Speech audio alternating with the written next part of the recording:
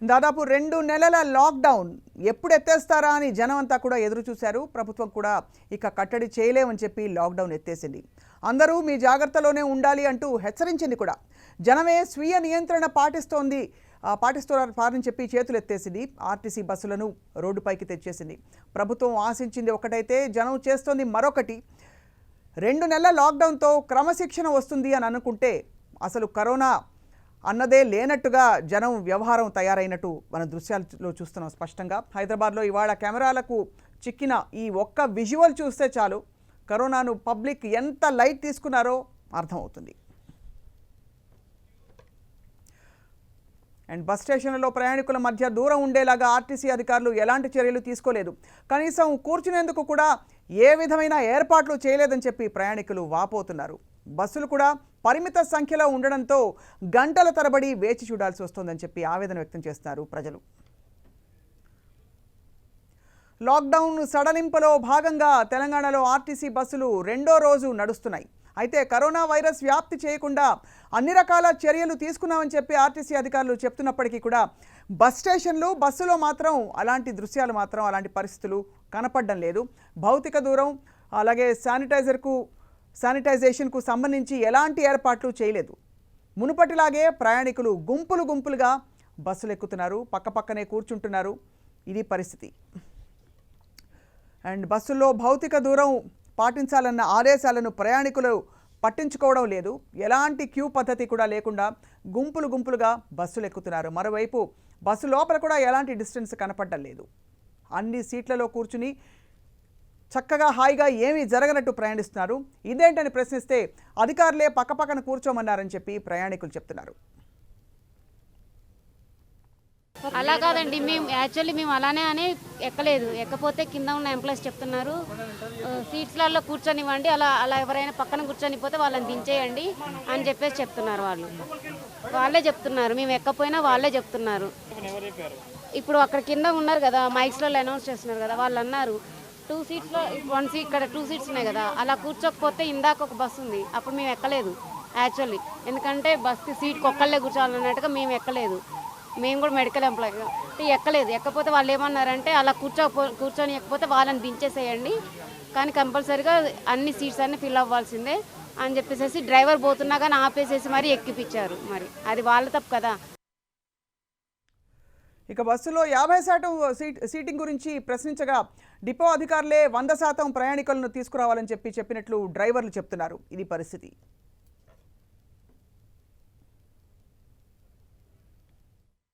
Seating చెప్పారు sir, seating బంధం. బస్సులో కూర్చున్న మార్కులు అంటే కాదు సార్, బస్సులో 50 మంది వరకే తీసుకుపోతాం, ఎక్కువ తీసుకుంటాం.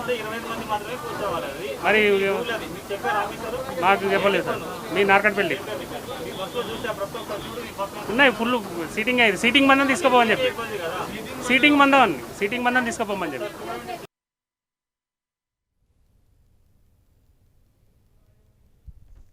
ప్రయాణికులు వెళ్తున్న పరిస్థితి కనిపిస్తుంది. దీనికి సంబంధించి కూడా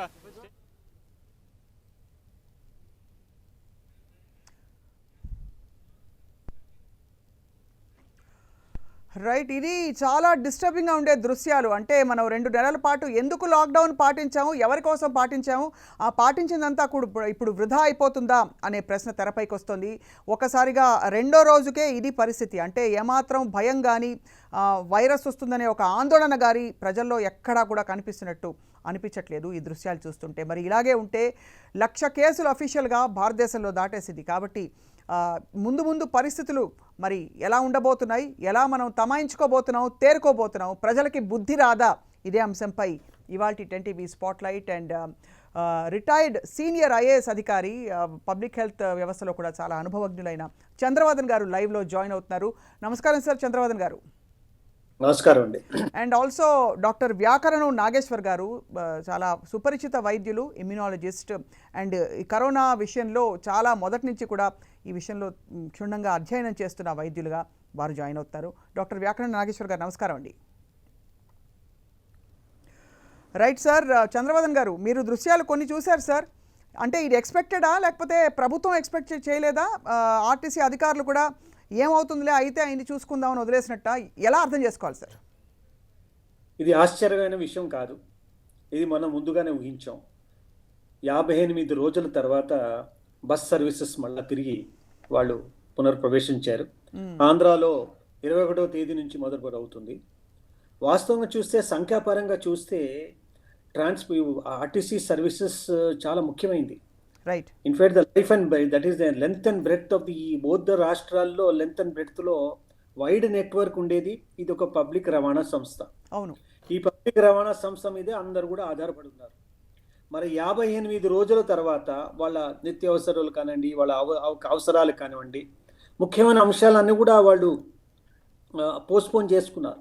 ఇప్పుడున్న పరిస్థితుల్లో ప్రభుత్వం లాక్డౌన్ దాన్ని సడలించిన తర్వాత, ఆ తర్వాత అంటే లాక్డౌన్ 31వ తారీఖు కూడా కొనసాగించినా కూడా కొన్ని సేవల్ని వాళ్ళు అవైలబిలిటీలో పెట్టారు. కానీ వాస్తవంగా చూస్తే ప్రజలు, నేను అనుకుంటాను, మీరు భౌతిక దూరం గురించి మాట్లాడుతున్నారు. అది ఏ మేర వరకు మనం అమలవుతుంది అనే ఆ అమలయ్యే బాధ్యత కేవలం ఆర్టీసీ ఒకటిదే కాదు. ఎందుకంటే సంఖ్యాపరంగా చూస్తే మీకు నంబర్ ఆఫ్ బస్సెస్ తెలంగాణలో 10,400 పైగా బస్సెస్ ఉన్నాయి. సుమారు 460 పైగా డిపోస్ ఉన్నాయి. ఆంధ్రాలో కూడా దాదాపు 12,000 ఉన్నాయి, 600 డిపోలు పైగా ఉన్నాయి. మరి అలాంటి పరిస్థితుల్లో వాళ్ళకున్న సిబ్బందిని, సర్వీసెస్ని, మనం ఫ్లీట్ ఆఫ్ బస్సెస్ని ఆపరేట్ చేయాలంటే వాళ్లకు మరి ఈ భౌతిక దూరాన్ని దాన్ని శాసించే విధంగా, దాన్ని నియంత్రించే విధంగా, పాటించే విధంగా ప్రజలే చేయాలి తప్ప అది ఆర్టీసీది బాధ్యత కాదు. కొద్ది వరకు ఆర్టీసీ బహుశా బాధ్యత వహించవచ్చు. మీరు చూపించే ఉదాహరణకి బస్ స్టేషన్లో భౌతిక దూరం పాటించే విధంగా వాళ్ళ కావలసిన కట్టుదిట్టమైన ఏర్పాట్లు ఏమీ కూడా కనబడట్లేదు. అది చాలా శోచనీయం. ఏదైనప్పటికీ ఇప్పుడున్న పరిస్థితిలో మన నాయకులందరూ కూడా చెప్తున్నారు.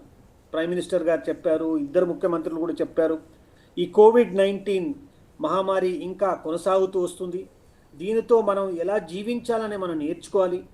తీసుకోవాల్సిన జాగ్రత్తలు మనమే తీసుకోవాలి. స్వయం నియంత్రణే ఇది ఒకటే పరమార్థంగా భావించాలి ఇప్పుడున్న పరిస్థితుల్లో. ఇది ఎవరో వచ్చి మీకు చెప్పి మీరు ఇట్లా చేయొద్దు, అలా చేయదు కాదు, మనమే స్వయంగా చేసుకోవాలి. ఎందుకంటే మన ప్రాణాలతో మనం చెలగాటే ఆడే అవకాశం ఉంది. మరి ఈ పరిస్థితులు ఎందుకు వచ్చాయి? ఒకవైపు వ్యాధి ఉంది, వ్యాధిలో కూడా లైవ్స్ అండ్ లైవ్లీహుడ్ని బ్యాలెన్స్ చేసే విధంగా ఇక్కడ మరి వ్యవస్థ మళ్ళా నడవాలంటే మనకు కొన్ని economic activities. Sir, what is disappointing sir, చాలా శోచనీయమైన విషయం ఏంటంటే మనకి ఈ లాక్డౌన్ పాటించిన టైంలో అన్ని విధాలా మనం సమాయత్తం అవుతున్నాం అనుకున్నాం. లాక్డౌన్ ప్రకటించే ముందు ఎలాగో మనకి ఏ నోటీసు లేదు. అట్లీస్ట్ అన్లాక్ చేసేటప్పుడైనా ఒక స్టాండర్డ్ ఆపరేటింగ్ ప్రోటోకాల్స్ చాలా చోట్ల పెడతారు, ముఖ్యంగా పబ్లిక్ బాగా గుమికూడే ప్లేసెస్లో అనుకున్నాం. ఇవాళ చూస్తే కంప్లీట్గా ఎక్కడా కూడా అసలు ఏ విధమైన సిస్టమ్ కానీ ప్రాసెస్ కానీ అటు డిపార్ట్మెంట్ నుంచి లేదు, ఇటు ప్రజల నుంచి కూడా ఆ విధమైన అవేర్నెస్ లేదు. సో ఏం చేసాం సార్ 58 రోజులు 60 రోజులు?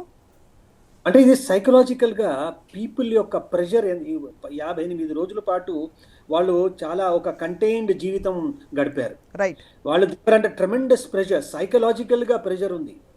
మరి టైం, నా అభిప్రాయం ప్రకారం ఇంకా టైం పడుతుంది. ఇంకా మెల్లగా వాళ్ళు అడ్జస్ట్ కావాలండి. వాళ్ళు ఏమనుకుంటున్నారు, బయట వచ్చారంటే స్వేచ్ఛగా జీవించవచ్చు, ఎవరు కూడా మనం నియంత్రించట్లేము. గతంలో ఎవరు కూడా ఇలాంటిది నియంత్రించలేదు.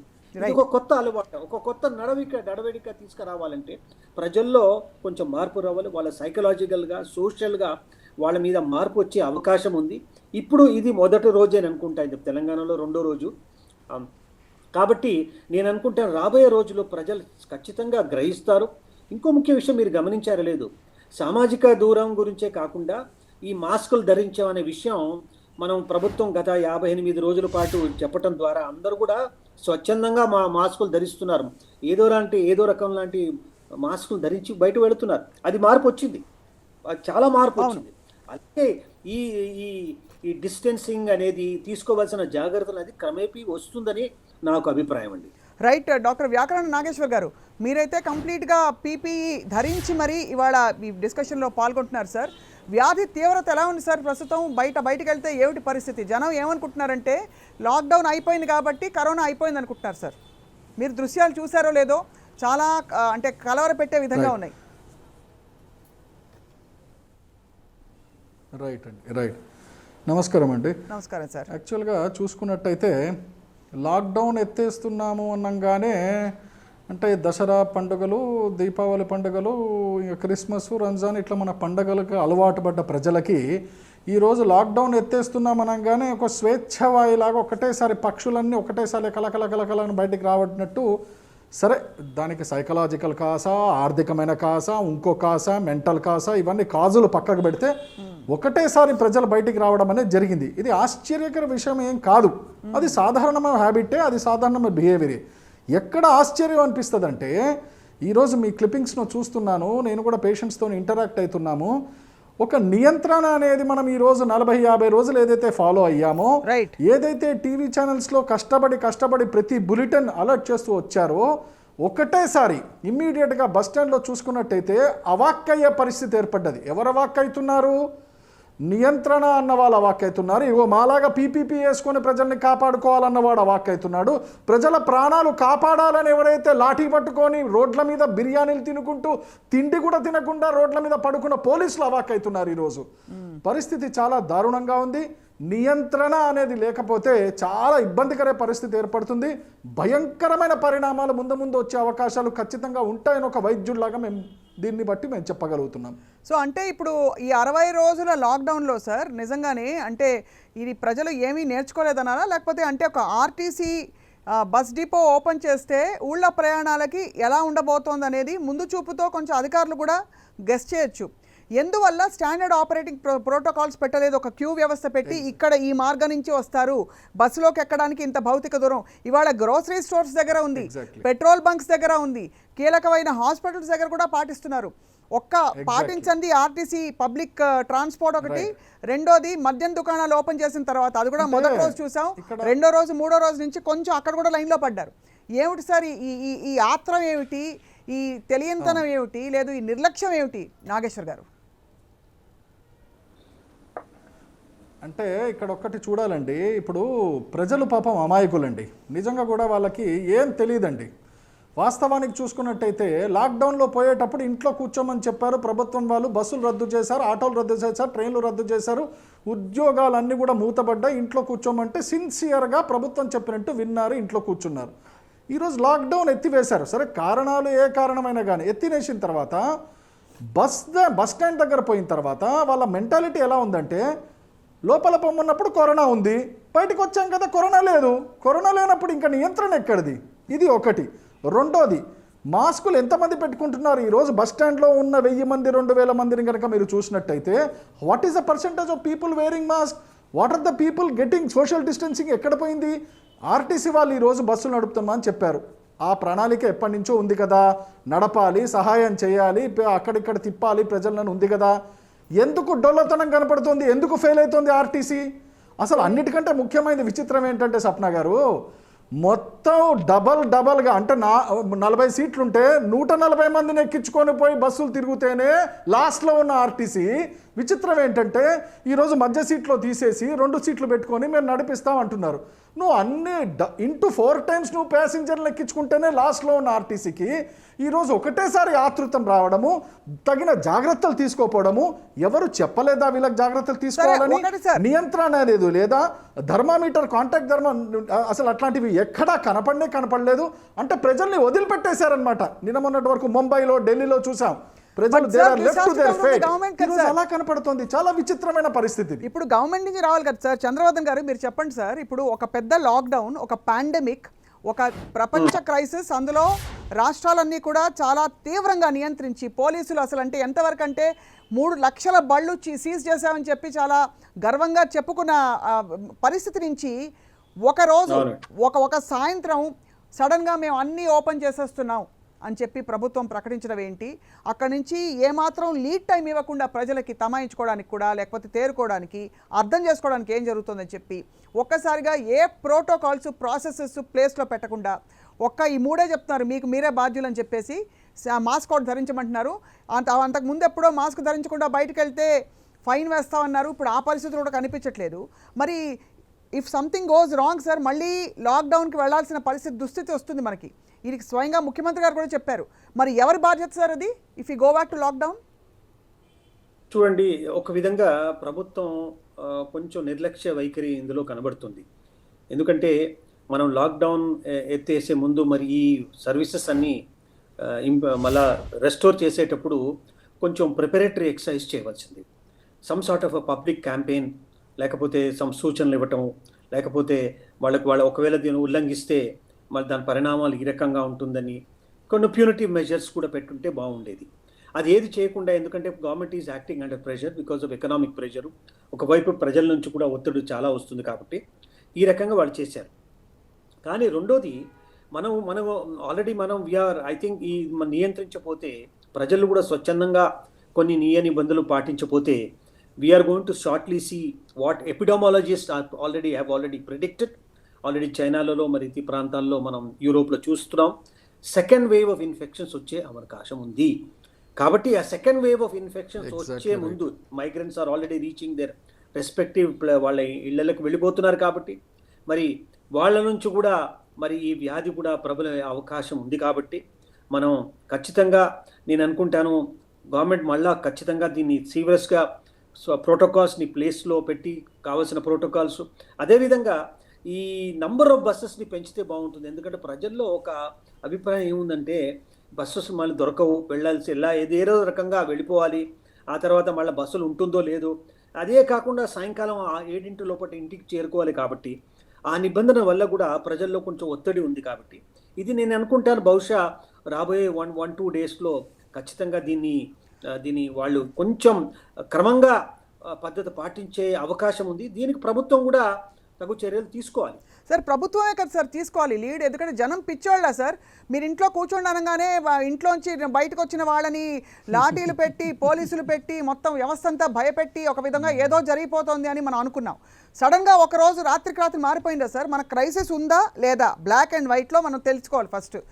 ఆ పరిస్థితి కూడా, ఆ క్లారిటీ కూడా లేని విధంగా ఈరోజు అన్నీ ఓపెన్ చేసేసి ఎక్కడ ప్రాసెసెస్ పెట్టకపోతే మన మాట మీద మనమే వెనక్కి వెళ్ళినట్టు అవుతుంది కదా సార్. ఇది అక్రాస్ ద కంట్రీ. ఇది మన ఒక తెలంగాణ రాష్ట్రం గురించి మాట్లాడలేదు. Across the country what happened? సడన్గా ఆర్థిక ప్యాకేజ్ వచ్చింది, సడన్గా మనకు చూస్తే ఆ ప్రయారిటీస్, మన డిస్కషన్స్ అన్నీ మారిపోయాయి. What happen to health? What happen to saving lives?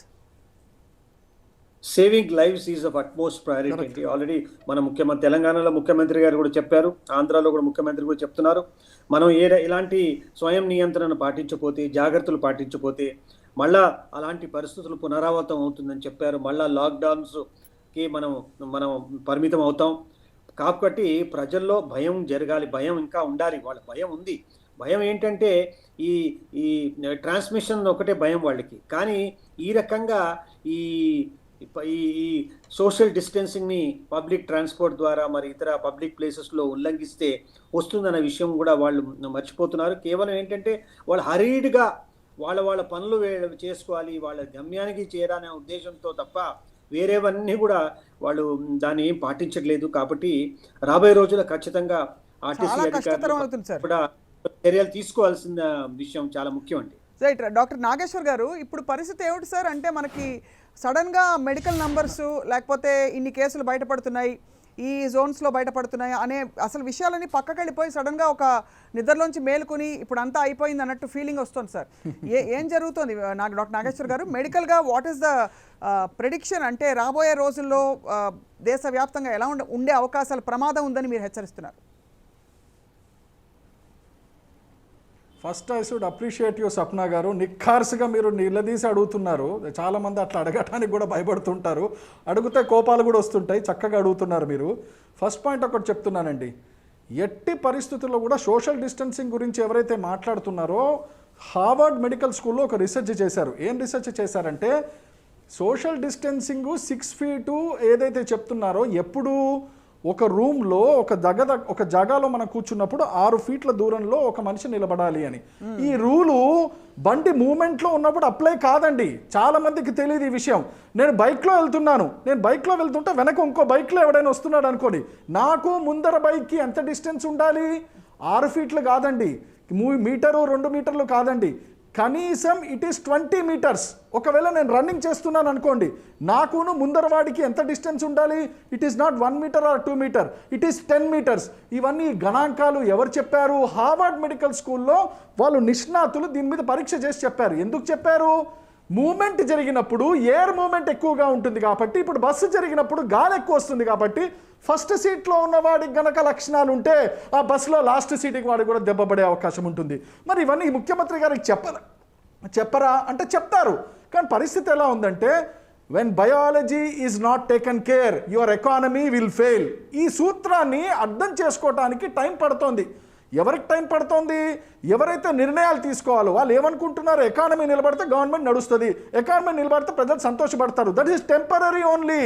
Biology is not taken care అంటే ఎకానమీ వ్యవస్థ కూడా కుప్పగూలుతుంది. ఈ సత్యాన్ని ప్రజలకి చెప్పాల్సిన బాధ్యత మళ్ళీ ప్రభుత్వానిది.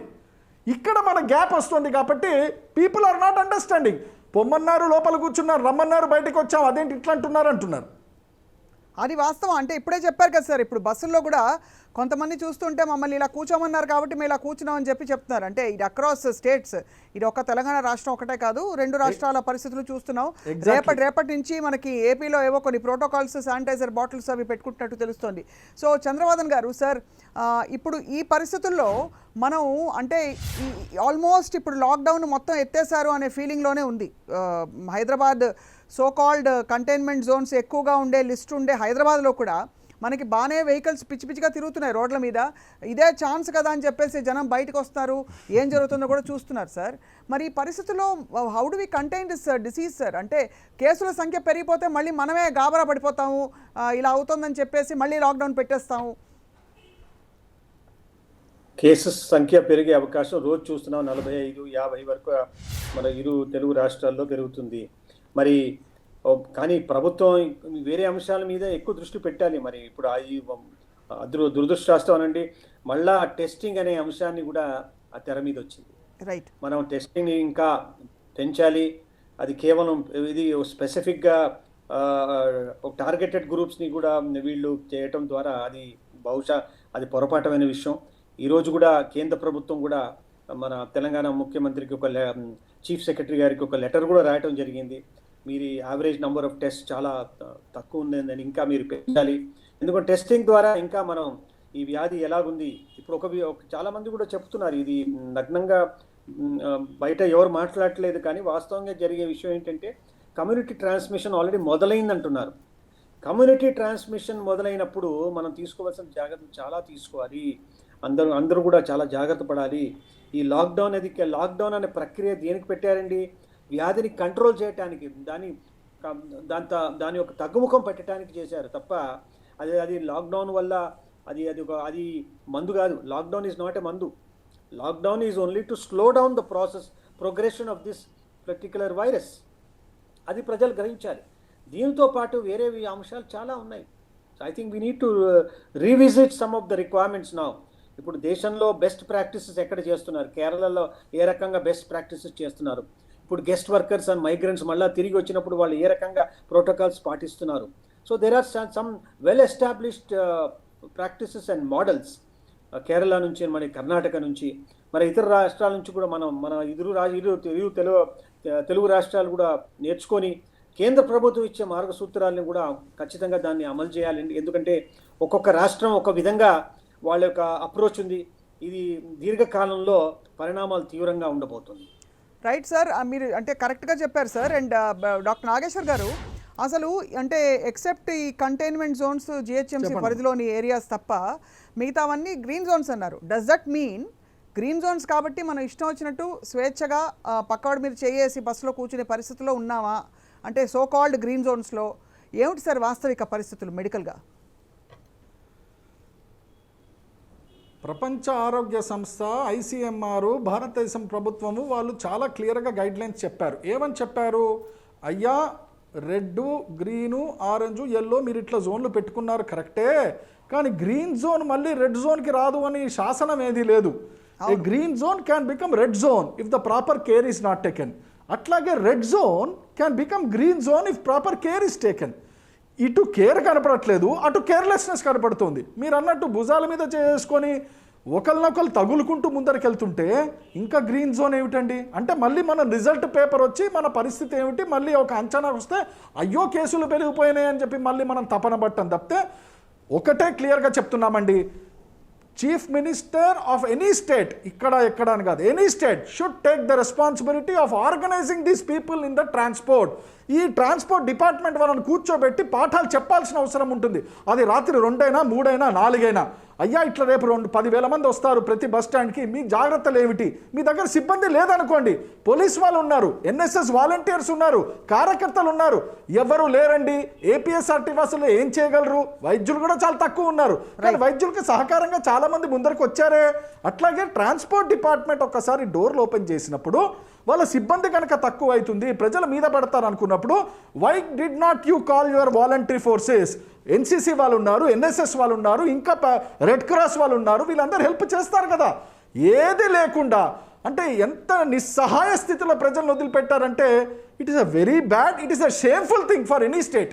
ఇప్పుడు వరి ఏంటంటే డాక్టర్ నాగేశ్వర్ గారు అండ్ చంద్రవర్ధన్ గారు సార్, అంటే ఇది ఏమైపోతుందంటే సడన్గా ఒక చాలా అతి సీరియస్ వాతావరణం నుంచి అంతా ఓకే అనే, బికాజ్ ఇవాళ చూస్తే నిజంగా సార్ చాలా ప్రాంతాల్లో పోలీసులు కూడా కనిపించలే. జిహెచ్ఎంసీ పరిధిలో ఉండే సో కాల్డ్ మన red zones whatever critical zones అనుకుంటున్న ప్లేసెస్లో కూడా we didn't see many police people. అంటే వాహనాలు ట్రాఫిక్ జామ్స్ అయ్యే పరిస్థితికి ఆల్మోస్ట్ వచ్చేసింది. సో అంటే వీ హ్యావ్ బికమ్ ఈవెన్ మామూలుగా కూడా దేనికైనా గ్రీఫ్ ఫీలింగ్ అంటారు, అంటే ఒక బాధలోంచి బయటకు వస్తున్నప్పుడు కూడా దానికి తగినంత సమయం ఇచ్చుకుంటాం మనం. ఇక్కడ అన్లాక్ డౌన్ అనే procedure sir, although we are technically calling it lockdown, ఇంకా కూడా 31st వరకు లాక్డౌన్ అంటున్నాం, ప్రాక్టికల్గా చూస్తే అలాంటి పరిస్థితులు లేనప్పుడు ఈ ప్రాసెస్ని ఎందువల్ల సార్ హ్యాండ్ హోల్డింగ్ అండ్ చాలా డిలిజెంట్గా జరగలేదు సార్ అడ్మినిస్ట్రేటివ్ వ్యవస్థలో? చంద్రవర్ధన్ గారు, మీరు అనుభవజ్ఞులు కాబట్టి అడ్మినిస్ట్రేషన్లో చెప్పండి సార్. చాలా మంచి పాయింట్ చెప్పారు. హ్యాండ్ హోల్డింగ్, దీనికి కావాల్సింది ఏంటంటే there should have been a systematic way of approaching the problem. అది చేయలేదు, ఎందుకంటే ఒకవైపు పబ్లిక్ నుంచి ప్రెషర్ వచ్చింది, ఇంకోటి మనం ఇఫ్ సీ ది ఎంప్లాయీస్, సిబ్బంది, I think they have gone through face what we call fatigue అయిపోయారండి ఇప్పుడు. అవును, వాళ్ళందరూ కూడా చాలా అలసిపోయి ఉన్నారు. పోలీసు వాళ్ళు అలసిపోయారు, సిబ్బంది కూడా అలిపోయారు, ఇంకా హెల్త్ వర్కర్స్ అయితే చెప్పలేక వర్ణాతీతం. కాబట్టి వాళ్ళలో ఫ్యాటిక్నెస్ వచ్చేసింది, నిర్లిప్తత క్రమేపీ వచ్చిందని నాకు అనిపిస్తుంది. మరి దీనికి ప్రభుత్వం కూడా మీరు అన్నట్లు ఒక సిస్టమాటిక్గా కొన్ని ప్రోటోకాల్స్ని పెట్టి నియమ నిబంధనల్ని పాటించే విధంగా, అనుసరించే విధంగా వాళ్ళు కావలసిన జాగ్రత్తలు తీసుకొని విచ్చలవిడిగా ఈ పబ్లిక్ రవాణా వ్యవస్థని వేల బస్సుల్ని మళ్ళా తిరిగి రూట్స్లో పెట్టడం ద్వారా అది అనర్థాలకు దారితీసే అవకాశం ఉంది. కాబట్టి ఖచ్చితంగా వాళ్ళు మరి ఫర్ ఎగ్జాంపుల్ మనం with regard to shops odd even procedure follow అవుతున్నాం, opening of shops odd even. అదే రకంగా ఇలాగ ఆర్టీసీసీలో కూడా some sort of a regulation పెడితే బాగుంటుంది with regard to operation of buses, the timing and uh spacing చేయటము. అది చేస్తే కొంచెమన్నా భయం వస్తుంది. ప్రస్తుతం అనుకుంటే అన్ని కొనసాగుతూ వస్తుంది. ఇక్కడ క్షమించాలి సార్, అంటే ఐఎమ్ నాట్ ఇంటరప్టింగ్ మీరు చెప్పేది. ఇప్పుడు ఆడ్ ఈవెన్ ప్రాసెస్ పెట్టినా కూడా ఏదో ఒక ఫైన్ సిస్టము, ఏదో ఒక మానిటరింగ్ సిస్టము, ఆడ్ ఈవెన్ డేస్లో ఇలాగ ఈ షాప్స్ ఇట్లా పెట్టుకోవచ్చు, తెరుచుకోవచ్చు. ఈ నిబంధనలను ఉల్లంఘిస్తే షాప్ యజమానులు they will be held responsible. వాళ్ళకి 50 మీటర్స్ పరిధిలో, 500 మీటర్స్ పరిధిలో ఏవో ఉంటాయి కదా సార్ అడ్మినిస్ట్రేటివ్ ప్రోటోకాల్స్, అవి పెద్దగా అంత పునరుద్ఘాటించి మరీ చెప్పినట్టుగా మనకు వినిపించలేదు. సడన్గా మనం ఇలా తీసేసి ఇదిగో రేపటి నుంచి అంతా నార్మల్ అనే పరిస్థితికి వచ్చాం. మరి రేపు గనక ఇప్పుడు అలారం అంతా ఏంటంటే సార్ ఆల్రెడీ టెస్ట్ చేయట్లేదని ఒక విమర్శ వస్తుంది మనకి తెలంగాణ రాష్ట్రం గురించి. అవసరాన్ని బట్టి, సిమ్టమ్స్ని బట్టి అంటున్నారు. రేపు నిజంగానే మనకి కేసెస్ పెరిగిపోతే మరి how are we going to deal with it is the question sir. And ముందు అట్లీస్ట్ ఇప్పటికైనా అప్రమత్తమై ఏం చేయొచ్చు అన్నది క్వశ్చన్. డాక్టర్ నాగేశ్వర్ గారు సార్, తక్షణం అమలు చేయాల్సిన 2-3 ప్రోటోకాల్స్ కానీ ప్రాసెసెస్ కానీ మీరు చెప్పవలసిందిగా కోరుతున్నారు sir from a medical perspective. Right madam. ఒకటండి, చాలా ఖచ్చితమైన జియోస్ బయటికి రావాల్సిన అవసరం ఉంది. మీరు 1897 ఎపిడమిక్ యాక్ట్ అని చెప్తున్నారు, పలు దఫాలుగా బాగానే ఉంది, కానీ every organisation should take the responsibility of their employees. ఉదాహరణకి నా హాస్పిటల్లో 50 మంది ఎంప్లాయీస్ ఉన్నారనుకోండి, ఆ 58 ఎంప్లాయీస్ బాధ్యత, ఆరోగ్యము నాది. అంటే వారానికి ఒకసారి నేను స్క్రీన్ చేసుకుంటూ వాళ్ళని కాపాడుకోవాలి. ఒకవేళ కనుక నేను ఆ పనిలో ఫెయిల్ అయితే, నా సంస్థ నుంచి కనుక ఒకవేళ పాజిటివ్ కేసెస్ వస్తే I should be held responsible.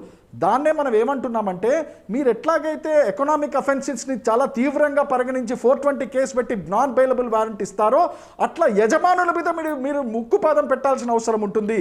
Health offences అనే జియో మీరు తీసుకురావాలి. ఎందుకంటే హెల్త్ ఆఫెన్స్ చేసిన వాడిది జియో మీరు తీసుకురాకపోతే నేను పట్టించుకోను.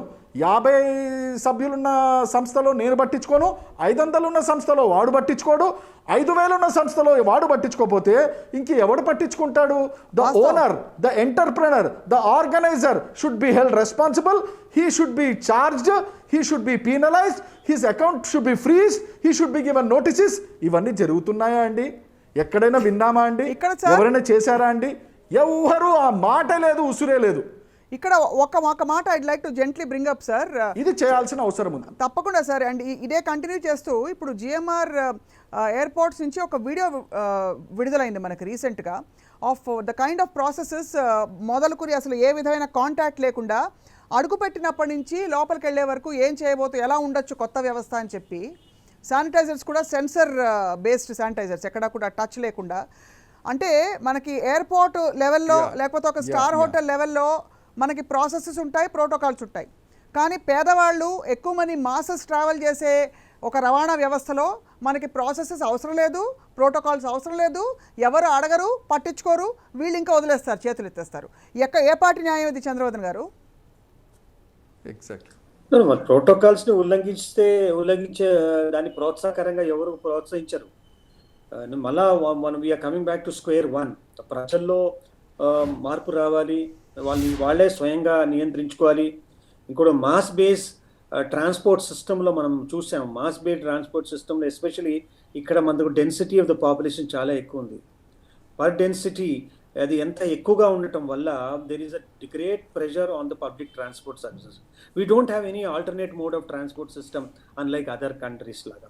మనం కేవలం ఒక మాస్ ర్యాపిడ్ ఇది మాస్ బస్ ట్రాన్స్పోర్ట్ సర్వీసే ఉంది. కాబట్టి we have to live with it, accept the reality.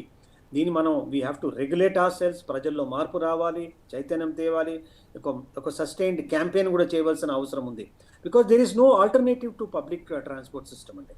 Because that is the only reliable and affordable transport system that we have. Sir, request you to emphasize one more time, emphasize the fact that అంటే మనకి you know ఒక mass transport సిస్టమ్కి సంబంధించి, public ట్రాన్స్పోర్ట్కి సిస్టమ్కి సంబంధించి anything to do with greater you know volume of public మనం ఎందుకు అంత నిర్లక్ష్యం చేస్తాము, లైట్ చేసుకుంటాం యాజ్ అ కంట్రీ.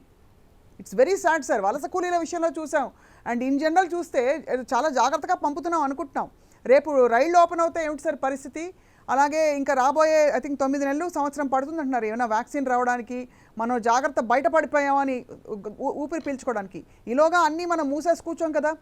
అంటే ఇప్పుడే ఇదే పరిస్థితి అంటే ఇంకా మన క్రైసిస్ మధ్యలో ఉండి కమ్యూనిటీ స్ప్రెడ్ మొదలవ్వబోతోంది అని హెచ్చరిస్తున్న టైంలో ఇప్పుడు డబ్లింగ్ ఎఫెక్ట్ 10-12 డేస్లో మనకు 1,00,000 కేసులు 31కెలా 2 లక్షలు అవ్వచ్చని కూడా ఒక భయానకమైన వార్త వినిపిస్తోంది. మరి what do we do sir? Now, as I said, I think we have no choices. It's an option choice. There is a hard reality now. ప్రజల్లో మళ్ళీ ఒకసారి నేను అనుకుంటా వాళ్ళకు నిర్భయంగా విషయాలు నగ్నంగా వాళ్ళకి తెలియచేయాలి. ఇప్పుడు డబ్లింగ్ రేటు మళ్ళా తగ్గిపోయే అవకాశం ఉంది. సెకండ్ వేవ్ ఆఫ్ ఇన్ఫెక్షన్స్ వచ్చే అవకాశం ఉంది. మళ్ళీ testing rates are abysmally low in some parts of the country. మరి కమ్యూనిటీ ట్రాన్స్మిషన్ ఆల్రెడీ మొదలైందని ప్రజలు కూడా చెప్తున్నారు. Epidemiologists are acknowledging it, though officially మనం చెప్పట్లేదు. కాబట్టి ఇప్పుడు విషయాలు ప్రస్ఫుటంగా ప్రజలకు తెలియచేయాలి, అవసరం ఉంది. చూడు బాబు, ఇలా చేస్తే ఇలా అవుతుంది, ఇలా కొనసాగితే ఇంకా వ్యాధి మనం నియంత్రించలేము, దీనికంతా మీ ప్రజలే దీనికి బాధ్యులు కావాలి అని ఆ విషయం కూడా మళ్ళీ ఒకసారి చెప్పాలి. కానీ ఒకటి ప్రజలు నేను అనుకుంటాను అది ఇట్స్ హర్డ్ రియాక్షన్ అండి ఇది. ఎందుకంటే ఇమ్మీడియట్గా ఫస్ట్ డే ఆఫ్ సర్వీస్ మన లిక్కర్ షాప్స్లో చూసాం. ఫస్ట్ డే సెకండ్ డే రోజు చాలా బహిరంగ జనాలు వచ్చారు. మరి క్రమేపీ తగ్గింది. నేను అనుకుంటున్నా ఇది కూడా ఆర్టీసీ సర్వీసెస్లో కూడా ఇప్పుడు ఏదో రేపు ఉంటుందో లేదో అని తొందరపాటుగా వాళ్ళు వచ్చారు తప్ప క్రమేపీ ఇది కొనసాగుతూ సస్టైన్ అవుతుంది. కాబట్టి ఈ సర్వీసెస్ కొనసాగిస్తున్నారు. కాబట్టి యథావిధంగా ప్రజల మూల ఒక అండర్స్టాండింగ్ వచ్చేసి నేను అనుకుంటా the numbers that we have seen today or tomorrow అది క్రమేపీ తగ్గుతుందని నేను sir. But forgive me sir, అంటే while I'm agreeing with you and hopeful about that, మనకి 2వ రోజు 3వ రోజుకి పోలీసులు పుంజుకున్నారు సార్ మనకి మద్యం షాపుల దగ్గర. అంటే ఫస్ట్ డే వ్యవస్థ చూసి. సో ఇక్కడ కూడా వ్యవస్థీకృతంగా ఏదో ఒక నియంత్రణ ఉంది అనే ఒక మెసేజ్ కంటిన్యూ అవ్వకపోతే, మనం ఇంకా క్రైసిస్ నుంచి బయటపడలేదు అనే స్పష్టమైన అవగాహన లేకపోతే జనం న్యాచురల్లీ ఎగబడతారు, ఇంటికి వెళ్ళిపోదాం మనకు రాదులనే అనుకుంటారు. సో చాలా ఆందోళన కలిగే ఇవాళ అంటే ఈ దృశ్యాలు చూసి నిజంగా కలవరపెట్టే విధంగా ఉన్నాయి కాబట్టి మనం చర్చిస్తున్నాం సార్.